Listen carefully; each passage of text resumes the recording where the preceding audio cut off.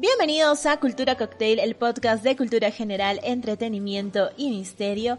Yo soy Judith Carrión desde la ciudad blanca de Arequipa. Y yo soy Diego Oropesa desde el complejo arqueológico de Pachacamac. Y en esta ocasión les traemos un Blue Lagoon, el asesino del Zodiaco, parte 1.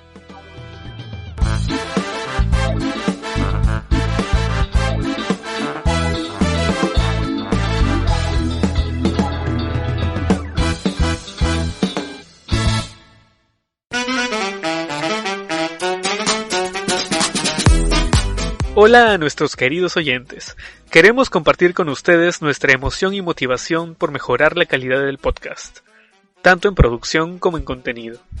Para ello, nos gustaría mucho poder contar con su apoyo mediante nuestra cuenta de Patreon, en la cual, a partir de $1 al mes, nos ayuda a cubrir parte de los gastos que se han ido generando y con los que no contábamos al inicio de este proyecto. Agradecemos a todas las personas que nos han ido dando su apoyo en este tiempo y son quienes nos motiva a seguir mejorando. Mediante la suscripción a la plataforma de Patreon podrán acceder a diversos beneficios que van desde saludos en el programa hasta la elección sin votaciones de un tema de su preferencia, pasando por el acceso a un chat exclusivo donde vamos anotando y votando por los temas de mayor interés, entre otros beneficios con los que recompensaremos su apoyo. Muchas gracias por escucharnos y acompañarnos cada semana. Contamos con ustedes y ustedes cuentan con nosotros. Búsquennos en patreon.com/culturacocktail. Los esperamos.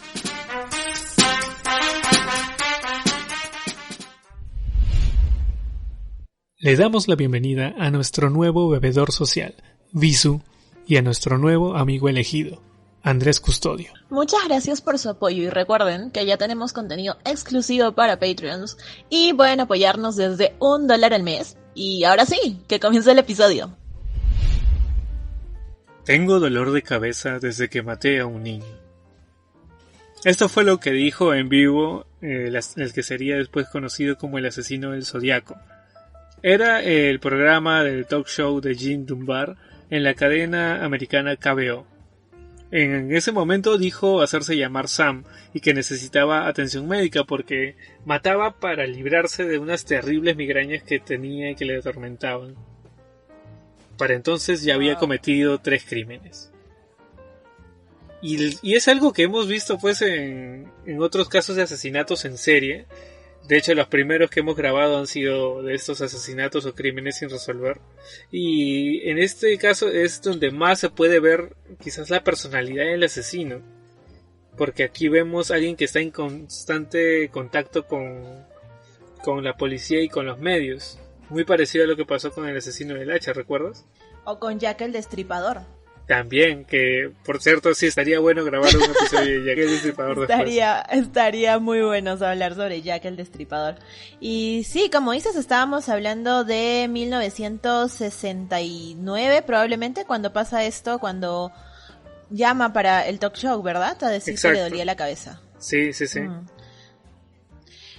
Vamos a hablar, como mencionábamos antes, del asesino del Zodiaco, y aquí vamos a hacer un disclaimer necesario, justo y necesario, sobre el nombre de este asesino, porque, a ver, si ustedes escuchan el asesino del Zodiaco, yo estoy segura que lo primero que se les viene a la cabeza es Cáncer para esta semana. Es que sí. O bueno, en mi caso, Sagitario, deja de ser tan pendeja, o cosas así.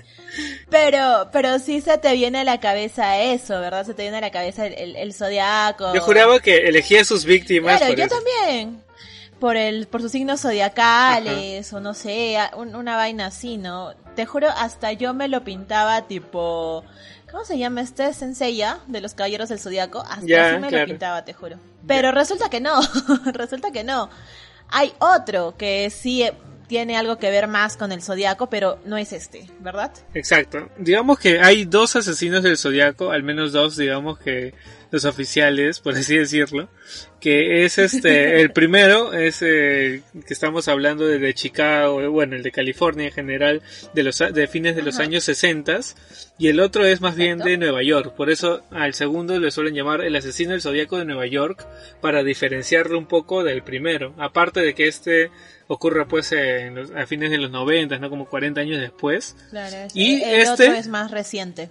Claro, y en el caso del asesino del Zodíaco de Nueva York, a él sí llegaron a identificarlo y a apresarlo. Y creo que estaría interesante hablar de él, porque la verdad es que su historia también es bastante interesante, ya que él sí se enfocaba en los signos zodiacales, y no solamente eso, sino que cometía sus asesinatos cuando se cumplían ciertas fases astronómicas. Entonces, él sí tenía más arraigado el tema pues astronómico con el nombre del Zodíaco, solo que él afirmaba que él era el único asesino del Zodíaco, a pesar de que le había copiado el símbolo al primer asesino del Zodíaco. Al original. Ya habíamos hablado un poco del nombre, pero esto está asociado con un símbolo. Claro, él era más esotérico, el de los 90 era más esotérico, y él sí cayó, mientras que del que vamos a hablar ahora sigue permaneciendo como un crimen sin resolver. Sin un culpable en específico. Si bien es cierto hay un montón de sospechosos, pues al final no se sabe a ciencia cierta si es o no es. Hay uno que es más sospechoso que otro, pero pues igual y no. Claro, no igual en la lista de sospechosos llegaron a haber como 2.000 personas. Exacto, en su momento. Exacto. Sí, es cierto. Tuvieron un retrato hablado y toda la vaina, y le dieron hasta una edad, 35, 45 años, pero no, el número no es chiquito, 1.500, 2.000 personas posibles sospechosas. Es complicado de hallar, ¿no? Como en el caso de la Dalia Negra, que habían ¿cuántos? ¿4.000 sospechosos? Creo que sí, verdad es que también habían ampliado tanto la búsqueda que al final fueron descartando a la mayoría. O sea, estamos hablando de todas las personas que en algún momento pudieron haber sido sospechosos, pero eran rápidamente descartados. Claro. Yo también de los miles que hubieron asociados a este caso, la mayoría fueron descartados pues tanto por huellas como por pruebas de escritura, de caligrafía. Pero bueno, ya vamos a llegar a la etapa de la investigación. Porque antes de empezar a hablar de todo esto, es necesario saber cómo empezó todo. Y para eso tenemos que viajar en el tiempo. Antes de que nos metamos el viajezazo, puede sonar chistoso, pero...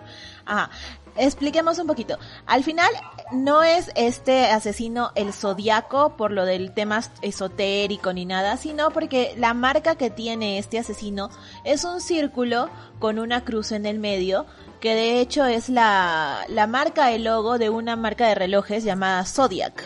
Claro. Entonces exacto. Es por eso que este asesino es y este caso en general es el caso del Zodíaco, el caso Zodiac, porque se ve relacionado a esta marca de relojes, así que no es esotérico este man, es por ese lado, ¿no? Yo me imagino que la marca de relojes habrá tenido, no sé si un crecimiento en las ventas o un declive en sus ventas mientras esto pasó, la verdad no tengo idea. Pero pues ahí estaba nuestro disclaimer para que sepan más o menos por qué se llamaba así nuestro protagonista de este trago. Claro, bueno, o sea, no creo que haya tenido mucha repercusión para la marca de relojes, porque digamos que estos casos de asesinato ocuparon, digamos que casi toda la extensión de California, pero no salió a otros estados, por ejemplo. Entonces, en el resto del mundo la marca de relojes seguía vendiendo bien, pero sí es cierto que en California generaba estas suspicacias. Claro. Bueno, ahora sí, metámonos el viajezazo, chango. Ya, ok. Viajemos entonces a las Navidades tan hermosas de 1968. Lugar, California. Ok, perdón, me emocioné. La Navidad me gusta. Claro, o sea, de hecho, el contexto, si es que no supieras que esto va a acabar en un asesinato, es algo muy bonito. Estamos hablando de dos jóvenes, Betty Lou Jensen de 16 años y David Faraday de 17 años. Ambos eran unos días antes de Navidad y salieron para tener su primera cita. Era todo muy bonito, muy romántico. Salieron lindo. Primero a visitar a un amigo. luego pasaron pues por un restaurante, querían ir a ver el concierto navideño en Hohenheim. Y entonces era como que todo para ellos era ilusión, no solamente por las fechas de Navidades, que es lo que emana, sino también pues porque era su primera cita. Por el contexto, claro, eran niños, o sea, que 16 y 17 años apenas salían de la secundaria. Exacto. Ya tenían su licencia de conducir, ¿no? Creo que tenían la licencia de conducir a los 17. Claro, esto en el caso de David, sí. Claro, y como dices, era casi Navidad, todo muy romántico. En lugar de ir directo a donde tenían que ir, deciden dar como unas vueltitas y ahí es donde se les aparece el asesino. Exacto. Y ellos iban en carro, ¿verdad? Sí, iban conduciendo, era más o menos las 10 de la noche cuando se estacionaron en un cruce del lago Herman. Eso queda en los límites de Benicia, en California. Y entonces esos estaban de lo más tranquilo. No vamos a decir lo que estaban haciendo unos muchachos de 16 y 17 años. Especificar, o sea, ya pero ahí queda su imaginación. Pero ya, pues entonces ellos estaban ahí en lo suyo, cuando de pronto se acerca pues un vehículo y se estaciona cerca. Entonces, obviamente, en esa situación pues se van a poner un poco incómodos, uy, alguien está cerca. Lo más probable es que ni siquiera haya reparado tanto en él porque estaba un poco más centrado en sus cosas, ¿no? Ok.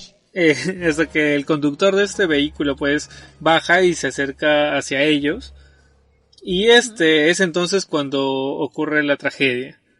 Algo que llama la atención de esto, antes de empezar de detallar qué fue lo que pasó, es que mientras esto ocurría, un testigo, que era un conductor, afirma que haber pasado por ahí y ver a los dos coches, pero vacíos. Y entonces cuando se aleja del lugar, cree haber escuchado el ruido de un disparo, pero no estaba tan seguro porque llevaba la radio encendida. Entonces es como que lo único raro de su declaración es que él afirmaba de que los autos estaban vacíos. Claro que a la velocidad que pasa uno, sobre todo si está conduciendo, puede ser que haya sido solamente su impresión, aparte era de noche, estaba oscuro. Pero bueno, entonces esta fue la declaración de un testigo, que cree haber oído un disparo, que probablemente haya sido el primer disparo que hizo el asesino hacia David en la cabeza. Cuando esto ocurre, Betty, pues obviamente súper asustada, trata de escapar y es ahí cuando el asesino le dispara 5 veces por la espalda a ella. Ah, exactamente. De hecho, yo recuerdo haber leído que el auto que se estaciona se baja el hombre y les alumbra directamente a la cara como para dejarlos atontados, como, sí, ¿sabes? En los hombres de negro que te ponen en la luz blanca, ¿cómo me llamo? ¿Quién soy yo? ¿Para dónde vengo? ¿De dónde voy? Ah, no, ¿de dónde vengo? ¿Para dónde voy? Así. Una cosa así los atonta y luego básicamente los acribilla, ¿no? Claro, entonces, de hecho, la verdad es que sí, o sea, ese detalle es muy importante porque digamos que se volvería luego en un patrón para sus posteriores asesinatos, para los asesinatos. Y como en una confesión para un dato importante para una posible confesión de uno de los sospechosos después, ¿verdad? Exacto. Ojo que esto pasó en el año pues 1968, fines, pero sin embargo, la policía pues no tenía pistas. Se archivó. Claro, no tenía pistas, no sabían quién era. La policía de Vallejo archiva el caso, ¿no? Porque simplemente lo ponen como es que como es el primer caso de asesinato, al final del día no lo van a ver como un serial killer y como un asesino en serie porque es el primero y entonces simplemente no hay nada por un tiempo, entonces lo archivan y dicen sí, fue un penoso asesinato, un penoso incidente, listo, no hay más pruebas, no se supo nada más, nadie vio nada, cerrado. Claro, lo más importante era que, o sea, no había un móvil, o sea, al buscar un poco del contexto de las personas cercanas, quién podría tener pues quién podría querer los muertos, no encontraban a nadie, entonces al no haber sospechosos fue que tuvieron que archivar el caso, ¿no? Pero esto saldría un poco más a la luz tiempo después. Y es ahí cuando llegamos al año 1969. Y vamos a detenernos aquí porque este caso es sumamente importante para las pistas que se obtienen después sobre el caso del asesino del Zodíaco. A ver, para ponernos un poco en contexto, digamos que la protagonista de esta historia era una camarera de un restaurante italiano de apenas 22 años, que se llamaba Darlene Ferrin. Darlene Elizabeth Ferrin. Exacto. Ella trabajaba normalmente, no se metía con nadie, estaba casada, felizmente casada aparentemente. Digo aparentemente, ya verán por qué. Pero sin embargo sentía que alguien la seguía. Fue entonces cuando, muy poco tiempo antes de que ocurriera su asesinato, ella da una fiesta de pintura en su casa. ¿Qué era una fiesta de pintura? Era básicamente, es como el techado de las casas, que hacen una fiesta cuando van a techar. En este caso era una fiesta para que la gente vaya y entre todos pinten, estén tomando. Era como que algo muy, muy íntimo y una costumbre de la época en esa zona. Y entonces todos iban pues con ropa así pues suelta para poder pintar, para poder estar ahí y participar de la fiesta después. Sin embargo, hubo un personaje en esta fiesta que era prácticamente un desconocido para todos. Era un hombre alto, corpulento, que era bien vestido, o sea, iba con traje a esta fiesta. Tenía el cabello rizado y gafas. Y ese personaje, a quien nadie mencionaba su nombre hasta que por ahí en posteriores declaraciones una de las asistentes recuerda haberme escuchado su nombre. Este personaje no interactuaba con el resto, simplemente estaba ahí sentado en un rincón observando a Darlene. Y de hecho nadie lo conocía, nadie lo había invitado. Tú cuando te colas a las fiestas y dices, yo vengo porque conozco a Carlos, y dice, ¿Carlos quién? Carlos, pues Carlos, y así te colas, ¿no? Pero este man ni siquiera hablaba nada, no interactuaba, nada más ponía cara de palo y estaba ahí sentado mirando a Darlene, ¿no? De hecho creo que Darlene siente la mirada de él y se pone súper incómoda y como que se siente mal y se va, ¿verdad? Algo así como que se mete entre la multitud. Sí, de hecho se siente intimidada por este personaje porque no es solamente aquí donde lo ven. Ya hay declaraciones después que se dice que la vieron discutiendo con un hombre de características similares. No se sabe si habrá sido el mismo o no. Porque recuerda que era una camarera en un restaurante, entonces puede ser simplemente algún tipo que está por ahí molestándola, ¿no? Pero digamos que lo importante de este dato es que ya hay un antecedente de haber visto a esta persona dentro del contexto o del entorno cercano de Darlene. O sea que la conocía. No era simplemente un extraño o sea, posiblemente haya sido su crush o algo para el estilo, pero era cercano a ella. Ya vamos a ver después por qué. Entonces así es como llegamos al 4 de julio de 1969. Estamos hablando pues de la localidad de Vallejo en California, y ahí justo esa noche pues se iba a elegir a la Miss Fuegos Artificiales y su hermana Linda iba a participar en este evento. Entonces ella estaba como que tenía muchas expectativas de esa noche. Es así como sale con su amigo, entre comillas, Michael Maggio, que tenía 19 años. Recordemos que ella tenía 22 años. Aún así estaba casada. Y Michael Maggio, que era su amiguito, con el cual se van al estacionamiento del campo de golf Blue Rock Springs, que queda pues también en Vallejo, California. Y ellos estaban a solas, y de nuevo no vamos a decir qué haciendo. Pero acá después vamos a ver que hay dos versiones y por qué. Vamos a hablar de la primera versión, que es digamos que la versión oficial. ¿Cuál es esta versión? Que bueno, ellos están estacionados simplemente, ahí llegaron, estaban conversando, charlando, cuando se acerca de la nada un coche y se estaciona pues cerca a ellos y luego se va. ¿Coincidencia? Uh-huh. Claro, hasta el momento es muy similar con el primer caso que vimos de Betty Lou y de David, pero en este caso se fue. Y dijeron, bueno, habrá sido simplemente un tipo que estaba de paso. Pero sin embargo volvió 10 minutos después. Entonces, pero cuando vuelve este coche, se estaciona detrás de ellos en una maniobra que es la que hacían los policías cuando iban a intervenir un auto, que era de estacionarse justo detrás para que no pudieran retroceder. Entonces se estaciona detrás Y entonces, cuando ven que sale con una linterna, no le podían ver la cara, pero ven la linterna. Entonces es cuando Mike piensa pues que era un policía, ¿no? Entonces él asumía de que iban a pedir los documentos, etcétera. Y entonces es cuando de la nada se escuchan los primeros disparos. Fueron en total 9 balazos de una Luger 9 milímetros, que los cuales impactaron 2 en Mike y 7 en Darlene. En Darlene, así es. 4 en los brazos, el resto entre la espalda, el pulmón, el ventrículo derecho del corazón. Y no es suficiente con esto, el asesino disparó 2 veces más directamente a ella para rematarla. O sea, había ya un nivel de ensañamiento, a diferencia pues de Mike, que solamente sufrió 2 balazos. O en los casos de los primeros Betty y David, que... Uh-huh. Claro, porque con ellos no fue un disparo a quemarropa, fue como que, les dispara y los mata y bueno, pero ya tener 7 disparos en una sola persona en un espacio reducido ya es un ensañamiento, como dices. Claro. Pero de hecho me parece, esto pasa el 4 de julio de 1969, o sea que entre el anterior asesinato y pasa poco más de medio año, más o menos. Claro, 7 meses, exacto, sí. Exacto.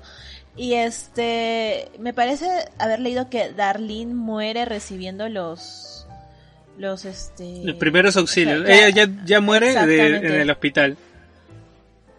Bueno, se acerca, yo había escuchado sobre la declaración de uno de los primeros policías en llegar, y él hablaba que él la había visto y dice, la muchacha respiraba, yo me acerqué a ella y la muchacha respiraba y nada más me movió los ojos como aterrorizada y ya, bueno, luego fallece, ¿no? Pero aquí es donde empiezan, porque de todos los asesinatos confirmados de este asesino de hecho se alega 37 asesinatos, o sea, él confesó 37 asesinatos, confirmados solamente 4 de los ataques, sí. Y de todos estos se salvan 2 personas. Exacto. Uno es Michael Renault, que Michael Renault, él sobrevive al ataque del asesino del Zodiaco. Claro, recordemos que él solamente sufrió 2 disparos, y bueno, pues, obviamente, no fueron mortales. Bueno, imagino que el asesino, no sé si es que el asesino quería simplemente librarse de Darlene y Mike estaba en medio, o si es que él habría asumido de que con esos 2 balazos él habría muerto, al igual que sí había pasado por ejemplo con David, su primera víctima, porque en el caso de David sí fue un disparo a la cabeza, y los 5 disparos que recibió Betty fueron simplemente disparó hasta que ella dejó de moverse. En este caso sí podemos ver un nivel de ensañamiento mucho mayor. Y esto de acá refuerza, digamos, que lo que se puede pensar ahora de que era el mismo personaje de que estuvo en la fiesta de Darlene. Porque la conocía, a lo mejor tenía celos o quería algo con ella, pero sabía que nunca iba a poder tenerla. ¿Quién sabe? O sea, a partir de acá hay tan pocas pruebas. De hecho, hasta este momento no había ninguna prueba. Era imposible saber quién había sido. Era imposible incluso ligar de cierta forma este asesinato con el previo que hemos contado de 1968, a no ser por el mismo asesino, porque el mismo asesino esa noche, ya a la madrugada del 5 de julio, a las 0:40, él llama a la policía y él confiesa, él confiesa que él acaba de matar a los jóvenes, a Michael McGough y a Darlene Ferrin, y que también dice al final de su llamada, y por cierto, yo maté a los jóvenes de la vez pasada, ¿no? Del lago Herman. Exacto, o sea, él confiesa ambas escenas del crimen, ¿no? Claro, y lo curioso... Él mismo ya comienza a ventilar su maldad, a ventilar sus fechorías. Claro, era básicamente pues como una especie de necesidad de reconocimiento tal vez, porque y aparte y cierta burla también hacia la policía, porque no solamente él llama para decir, él llama al inicio pues para reportar un asesinato, dónde estaban ubicados, qué había pasado, y a partir de esta llamada, que era una llamada cotidiana para informar pues o reportar un asesinato, él empieza a dar más detalles y termina revelando que él ha sido el asesino de ambos crímenes que no tenían ninguna conexión. Y la burla hacia la policía está en que la llamada fue hecha de un teléfono público apenas a unas cuadras de la comisaría de la escena de Vallejo. Exacto. O sea, estaba muy cerca de la comisaría cuando hizo esta llamada.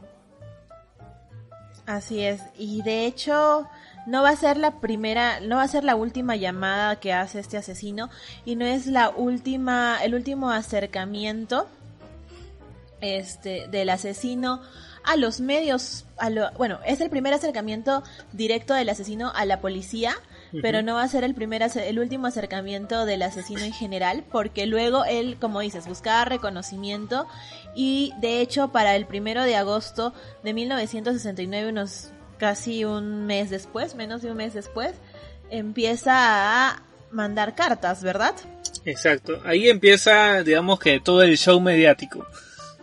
Exactamente, manda 3 cartas, si no me equivoco, una al Vallejo Times Herald, otra al San Francisco Chronicle, otra al San Francisco Examiner. Son 3 cartas, y de hecho en estas cartas él confesaba y mandaba un criptograma de 8 filas con 17 símbolos, o sea, 360 caracteres, supuestamente ahí develando su identidad. Y aparte él pedía que estas cartas las saquen en la portada principal, y que si no, él iba a matar a 12 personas, ¿verdad? Claro, que iba a matar al azar hasta cumplir las 12 víctimas. Y lo curioso pues es que al analizar su caligrafía, las cartas tenían en común que habían sido pues escritas con un plumón o un rotulador, como lo llaman en su país. Pero también presentaba faltas ortográficas, que es algún dato muy curioso, porque después vemos un nivel de intelecto bastante elevado para poder no solamente evadir a la justicia, sino también establecer mensajes cifrados. Entonces esto requería cierto nivel de intelecto, que digamos que a mí me parece curioso de que tenga aún así algunas faltas ortográficas que quizás fueron a propósito como parte de su plan para disuadir un poco a la policía y que no lo ubiquen por su forma de escribir, o quién sabe, a lo mejor era simplemente que era muy hábil pensando, pero quizás no escribiendo, quién sabe. Pero aparte tenía una caligrafía pues pequeña, apretada, y el tono para escribir era siempre desafiante, amenazante. Y los datos que mencionaba pues eran tan específicos que no se habían filtrado a la prensa, simplemente lo conocían los investigadores y el propio asesino, ¿no? Y es ahí cuando empieza pues todo el juego. Claro, de hecho, el editor del San Francisco Examiner había pedido como que más pruebas de que si era él verdaderamente, y él 3 días después le escribe una carta que decía, querido director, y sí le respondía, ¿no? Claro, había un nivel de correspondencia siempre elevado, pero aún así tenía mucho cuidado, digamos, que de no dejar huellas o cosas por el estilo en las cartas, ¿no? Claro, ahora mencionabas que tenía faltas ortográficas, es cierto, tenía como que letras que no iban, y también se dice que una vez descifrado el criptograma, no era su confesión, no era su identidad, no estaba diciendo quién era en general, pero decía algo que, a ver, lo leo, decía, me gusta matar gente porque es muy divertido. Es más divertido que cazar animales salvajes en el bosque, porque el hombre es el animal más peligroso de cazar. Algo hace que sea la experiencia más emocionante. Es incluso mejor que coger con una chica. Lo mejor es que cuando muera, renaceré en el paraíso y los que he matado serán mis esclavos. No diré mi nombre porque intentarían reducir o parar mi colección de esclavos para el más allá. Chan, chan, chan. Bueno, y chan, chan, chan. Y, o sea, en esta carta tiene un montón de faltas ortográficas, de letras que no van. Dice bosques en lugar de bosques, o sea, con V y así, cosas así ya. Y la cosa es que esta carta la identifican con parte de un texto de un libro que es de Richard Cornell, que es el juego más peligroso, The Most Dangerous Game. Y de hecho no termina de cuadrar bien con el texto tampoco. Y los últimos 18 caracteres de lo que él manda nunca fueron traducidos porque a lo mejor estaban muy mal escritos o se huevió. Un dato curioso sobre lo que mencionabas del juego más peligroso de Connell es que esto inspira también una película que era que tenía, ¿cómo se llamaba? Era Los abuesos de Sarov o algo que tenía que ver con Sarov, y que esta película se estrena esta película se estrena algunos meses antes de que empiecen los asesinatos, así que es posible que esta película haya inspirado quizás al asesino que empiece a matar o algo por el estilo. O lo haya empoderado, ¿no? De ya, a huevo, mátala. Sí, exacto. ¿Quién sabe? ¿Quién sabe? Y bueno, después de esta carta, de todo este acercamiento mediático a la prensa y así, pues no, él cumple su parte y no asesina a las 12 personas que él había dicho que iba a asesinar. Y se toma un descansito de apenas julio, agosto, septiembre, 2 meses más o menos, 2 meses y cachito. Y vuelve a asesinar, ¿verdad? Claro, pero antes de terminar el tema de las primeras cartas, es que hasta ese momento, digamos que no tenía un nombre, porque él no había firmado con ningún nombre, había firmado con un símbolo, que era el que mencionábamos al inicio, que era un círculo con una cruz que la atravesaba y las puntas sobresalían. Si buscan en internet el asesino del Zodíaco, lo van a ver. O si buscan el logo de la marca de relojes Zodiac también.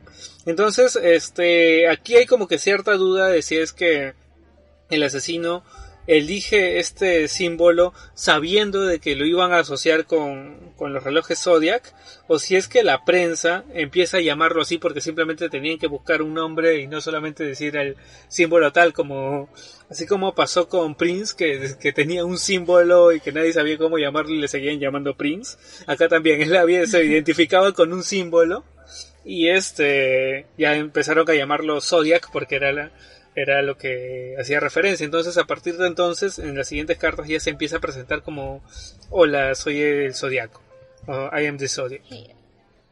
No, es o I am Zodiac, ni siquiera el artículo, simplemente I am Zodiac. Algo así, de hecho, si no me equivoco, lo que él dice: This is the Zodiac speaking, que exacto. Es como aquí el Zodiaco al habla. Exacto, esa era la frase. Ya, ahora sí, mencionabas pues que volvieron las víctimas. Exactamente. Y este tercer caso vuelven a ser otra pareja a la cual apuñala. En este caso no hay un arma de fuego de por medio. Estos chicos son apuñalados y son Brian Calvin y Cecilia Sharper, ¿verdad? Claro, Cecilia Ann Shepard. Ambos, bueno, en el caso de Brian tenía pues 20 años y en el caso de Cecilia tenía 22 años.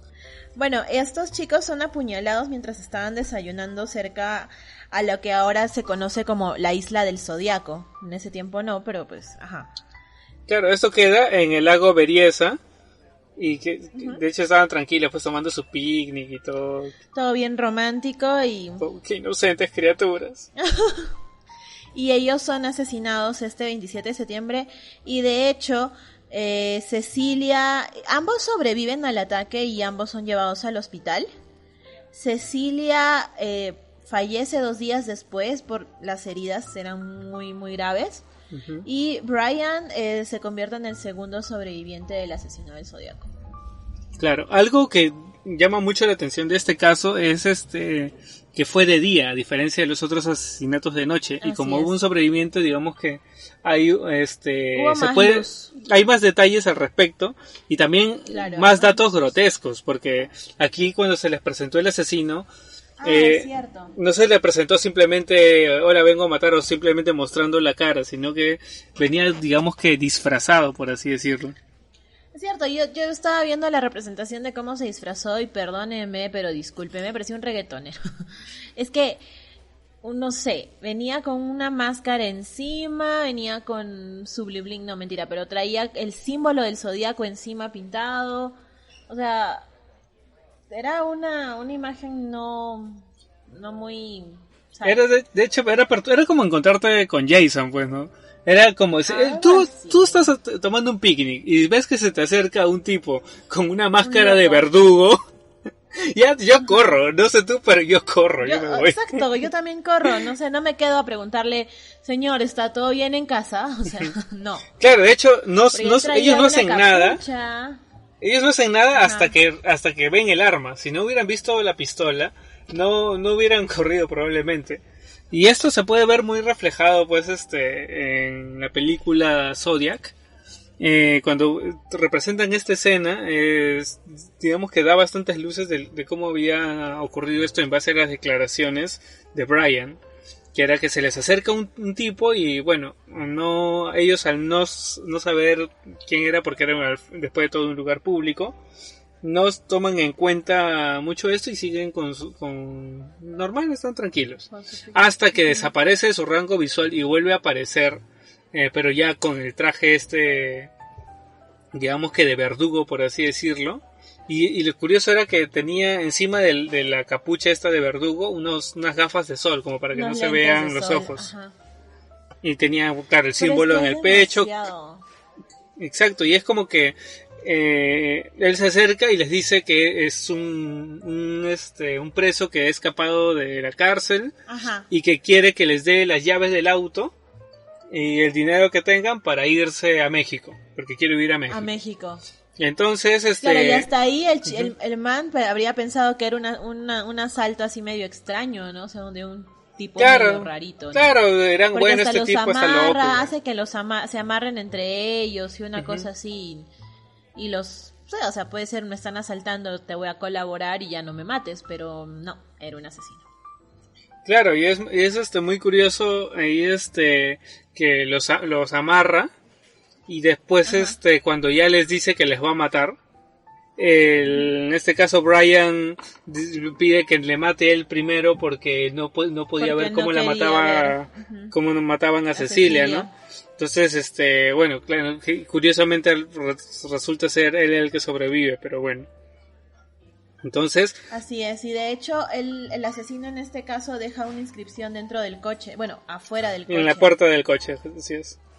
Así es, deja su marca del Zodiaco y pone Vallejo 12 20 68 7469, la fecha, septiembre 27 de 69, 6:30, by knife, que es por cuchillo. A cuchillo, que es como los mató.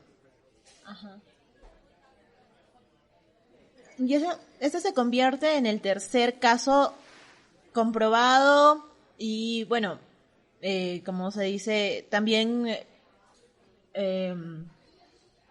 o sea, él llama también y él les dice, oye, ya los maté, ¿no? O sea, claro, acá encuentran el coche y saben que se trata de él y después él obviamente hace referencia a este asesinato, pero digamos que hasta aquí hay un patrón súper claro. Llama a la comisaría. Sí. Exacto, él es el que él llama a la comisaría y la policía llega y los encuentra con vida todavía los chicos y de hecho encuentran en el teléfono público, por eso decía que no era el anterior no era el último teléfono público que iba a usar, encuentran el teléfono público medio descolgado y o sea, él había estado ahí, cerca, o sea... es como que les estuviera bailando a la policía súper cerquita de a que no me atrapas, claro. Porque literal, o sea... Y esto se ve mucho más reflejado en el siguiente caso. Pero hasta ahorita con estos primeros crímenes, estos 3 primeros crímenes, vemos un patrón muy claro, que es que han sido a parejas. Sin embargo, el cuarto crimen, que es digamos que el último que se le asocia directamente porque son pruebas irrefutables de que se trata de él, es un caso totalmente extraño porque no se asemeja en nada a lo demás. Y estamos hablando... que más cólera me da. Sí. Y digamos que quizás era un acto súper astuto de su parte, ¿no? Romper el patrón para que sea más difícil saber quién era, porque si uno ve, no se ha matado parejas, a lo mejor es una persona de tales características, está frustrado por esto, a lo mejor tal. pero al romper el patrón y empieza a ser todo mucho más impredecible, entonces ya no sabían quiénes podían sentirse más expuestos, porque hasta ahorita con los 3 primeros asesinatos quizás las parejas iban a resguardarse más de no salir a lugares a solas, etcétera, porque en cualquier momento podría pasarles algo si estaban en pareja, pero porque era como que ya el asesino de parejas. En cambio, con el asesinato de Paul Lee Stein, entonces ahí es cuando el pánico aumenta en su máxima expresión, porque se dan cuenta de que cualquiera puede ser víctima del asesino del Zodíaco. Mira que yo pienso que en realidad lo hizo de cierta forma para retar más a la policía y para que las siguientes cartas que vienen posteriores a este cuarto ataque, este cuarto asesinato, como que sea más... El golpe mediático sea más fuerte, como que el escándalo sea más fuerte, porque recordemos que en las primeras cartas que él envía le piden pruebas, entonces usando este asesinato es como que, ¿saben qué? ¿Quieren pruebas? Les voy a dar pruebas y yo tengo el control y yo les voy a decir cómo van a hacer las cosas, y yo lo veo más este cuarto ataque como una bravuconería, como un... Y digamos como mostrar que tiene poder o algo así, ¿me entiendes? Y curiosamente, este fue el caso en el cual casi detienen al asesino del Zodíaco.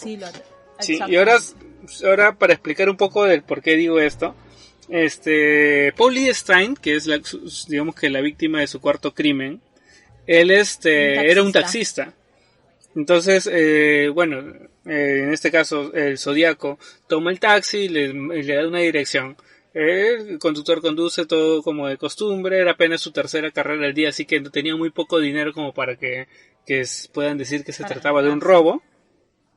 Y entonces cuando se llegan a la ubicación en la cual tenían que llegar y avanzan un poco más. Posiblemente en aquel cruce que pensaba bajar había mucha gente y por eso prefirió que avance un poco más. Y es ahí... hasta la calle Cherry. Exacto, y es ahí cuando le pide que se detenga, y una vez que está detenido, le dispara. Este disparo alerta a unos niños que estaban jugando pues en la casa del frente y que ven todo por la ventana, y son ellos los que al instante llaman a la policía. Entonces avisan de que al inicio no sabían de que se trataba de un asesinato, o sea, propiamente dicho, porque pensaban que era un ebrio que se estaba peleando con el taxista. ¿Por qué? Porque vieron al Zodíaco en el asiento del copiloto forcejeando con el cuerpo de Lee Stein. Entonces, al ver esto, pensaban que se trataba de una pelea. Porque en este caso el asesino del Zodíaco había estado en el asiento de atrás.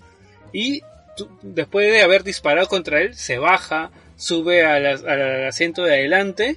¿Y por qué se acerca al cuerpo? O sea, ¿por qué la necesidad de hacer esto si no tenía nada que robarle?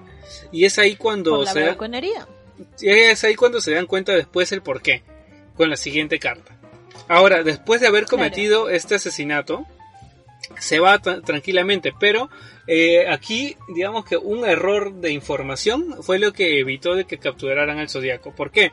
Porque cuando los niños mencionaron quién era el hombre, dijeron que era un hombre blanco de traje negro, de ropa negra. Y a la policía que estaba yendo en camino auxiliar les habían dicho que era un hombre negro de ropa blanca. Entonces ellos estaban buscando a alguien con estas características porque habían bebido claro, era el teléfono malogrado y se topan con este tipo. Y le preguntan si ha visto a un hombre negro de ropa blanca. Y dice, sí, se fue por allá. Y entonces lo dejan ir tan tranquilo, a pesar de que venía de la escena del crimen, pudiendo, aunque sea detenerlo para interrogarlo si había, qué es lo que había visto, etcétera. Pero no, ellos se van buscando al negro. Manchada de sangre. Es probable que haya disimulado, que haya sido muy cuidadoso, porque si hubieran visto que... O sea, la verdad es que hubiera tenido que estar recontra manchado de sangre. Pero quién sabe si por la noche, porque la ropa era negra, a lo mejor no se notaba, qué sé yo, que los policías lo dejaron ir. Porque si no, no me explico cómo. Así es.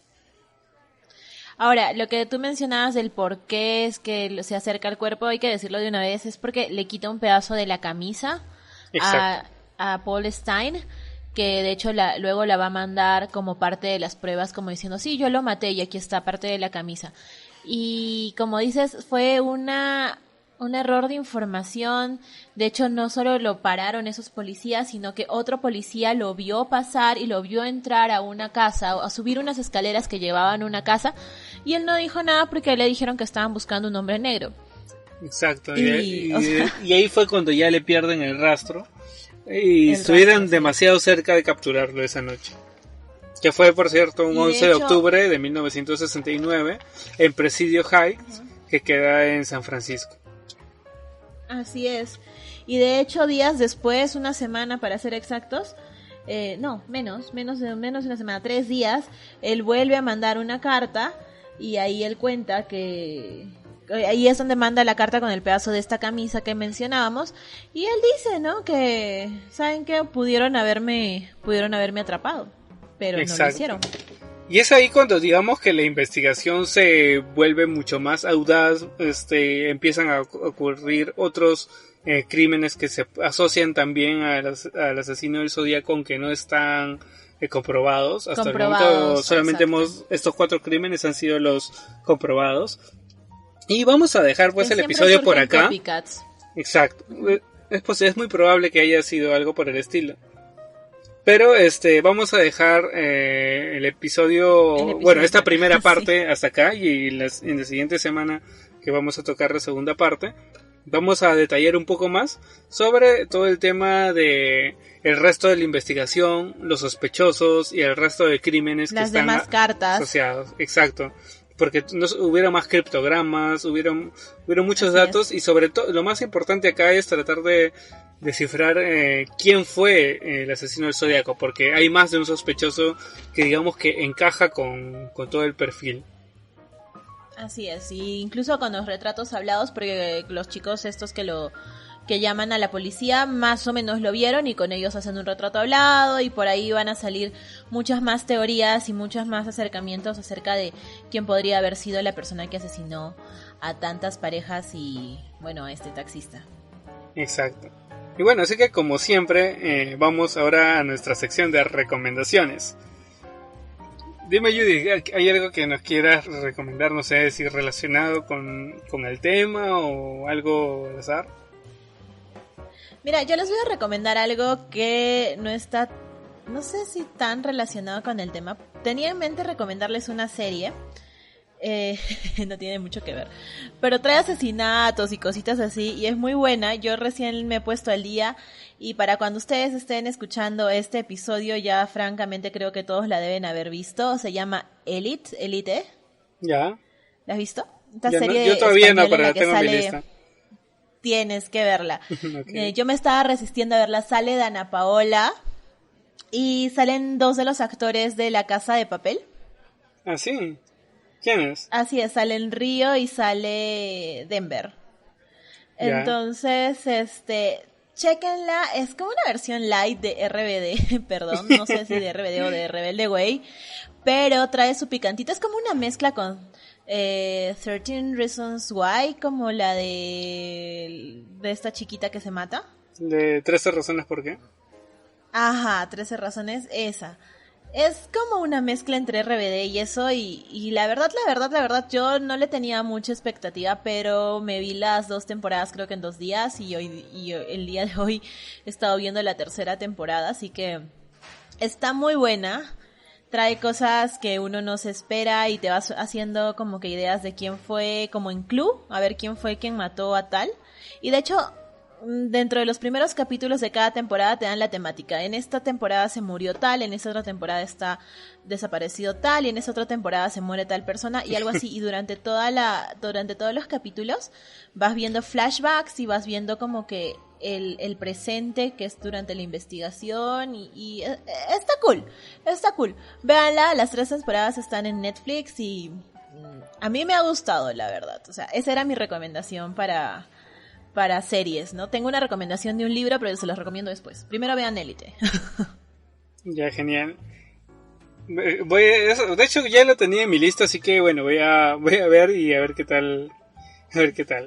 Y me cuentas qué Claro te que parece. igual podemos grabar un episodio al respecto, porque parte de las novedades es grabar algunos comentarios sobre series o películas, cosas comentadas, ya sea con spoilers o sin spoilers, o quizás una sección sin spoiler y después una con spoiler, pero bueno, lo que yo quería recomendarles está, bueno, de hecho totalmente relacionado con el episodio de hoy, que es la película Zodiac de 2007, que es dirigida por David Fincher, y ahí actúan Jake Gyllenhaal, Robert Downey Jr. y Mark Ruffalo. Ya con dos Avengers y con misterio, pues obviamente vas a tener una buena película. Pero si quieren ver a Iron Man ahí actuando en Hulk. una película así, con Hulk en una Y película misterio. de asesinatos, está cool la idea. La voy a ver. No, y en serio, sí, la película está buena, está muy muy entretenida, y me gusta mucho cómo narra tanto los asesinatos como la investigación. Así que si les ha gustado lo que han escuchado respecto a la investigación, ahí van a poder verlo y que quizás tenerlo un poco más claro, porque sí es un poquito enredado toda la información que hay al respecto. Así es, o sea, nosotros tratamos de hacerlo más digerible, pero nosotros mismos nos enredamos. Pero muchas gracias por escucharnos, muchas gracias por soportar nuestros enredos y nuestras divagaciones. Y no se olviden de seguirnos en nuestras redes sociales. Estamos en Facebook y en Instagram como Cultura Cocktail o Cultura Cocktail Podcast. Vamos a empezar a subir más cositas por ahí, a lo mejor hasta algún material de las cartas y eso para que vayan checando. Eso sería interesante. Y subir, es más, podríamos subir también los criptogramas y ver si alguien por su cuenta, tengo. sin tener ninguna base, puede llegar a descifrarlo. Eso Así sería es, muy interesante. Es más, yo creo que voy a hacer eso. Voy a tratar de descifrarlo así sin tener el patrón que usaron, a ver qué tal me sale. Si llego a algo, bacán. Si no, ya, bueno, no importa. Y bueno, no se olviden que también pueden escucharnos pues en todas las plataformas habidas y por haber. En iBooks, en Spotify, en Google Podcast, en Apple Podcast, en TuneIn Radio. Y si en cualquier plataforma, de hecho, en la cual se puedan escuchar un podcast, es probable que estemos ahí. Y si no lo estamos, contáctese con nosotros para hacer todo lo posible por unirnos a esa plataforma también. Así es. Y bueno, eso sería todo por hoy. Adiós. Chau, chau.